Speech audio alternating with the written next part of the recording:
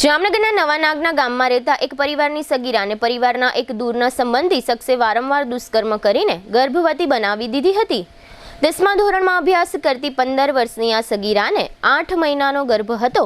આ સગીરાને પ્રસૂતિ જેવી પીડા ઉપડી હતી। ત્યારબાદ તેણીને જીજી હોસ્પિટલમાં ખસેડવામાં આવી હતી। જો કે આ સગીરાએ મૃત બાળકને જન્મ આપ્યો છે। તે દરમિયાન આ દુષ્કર્મ આચરનાર શખ્સ વિરુદ્ધ પોક્સોની કલમો હેઠળ ગુનો દાખલ કરવામાં આવ્યો હતો અને એવું પણ જાહેર થયું છે કે આ શખ્સે રેલવે ટ્રેક પર આપઘાતનો પ્રયાસ પણ કર્યો હતો।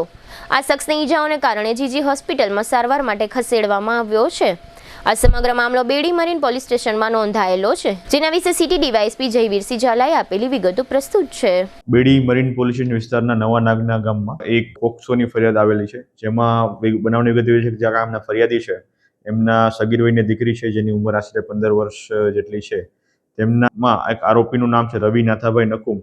આ સદરુ આરોપી દ્વારા બાળકીને એમની મરજી વિરુદ્ધ વારંવાર શરીર સંબંધ બાંધી અને આશરે 8 માસનો ગર્ભ રાખી દઈ અને એને જો કોઈને બહાર જાણ કરશે તો તેને જાનથી મારી નાખવાની ધમકી બાબતની એક ફરિયાદ બેડી મરીન પોલીસ સ્ટેશનમાં દાખલ થઈ છે અને આ આરોપીને પકડવા માટેની પ્રક્રિયા હાલ ચાલુમાં છે। જે બાળકી હતી એનું મેડિકલ ચેકઅપ અને સમયાંતરે જીજી હોસ્પિટલ તેમને લઈ જવામાં આવેલા છે અને આગળની કાર્યવાહી ચાલુ છે। જ્યારે આ બેડી મરીનનો પોલીસ સ્ટાફ આ આરોપીના વોચમાં હતો અને તેને શોધવા માટેની પ્રયત્નો ચાલુ હતા, તે દરમિયાન રેલવે પોલીસ તરફથી જાણકારી મળેલી હતી કે સદરુ જે આરોપી જેને બેડી મરીન પોલીસ ગોતી શોધી રહી હતી એ આરોપી દ્વારા હત્યાનો પ્રયાસ કરવામાં આવેલો છે અને એના બાબતની જે સમગ્ર બનાવ બાબતની જે જાણવાજોગ ફરિયાદ છે એ રેલવે પોલીસ સ્ટેશન દ્વારા દાખલ કરવામાં આવી।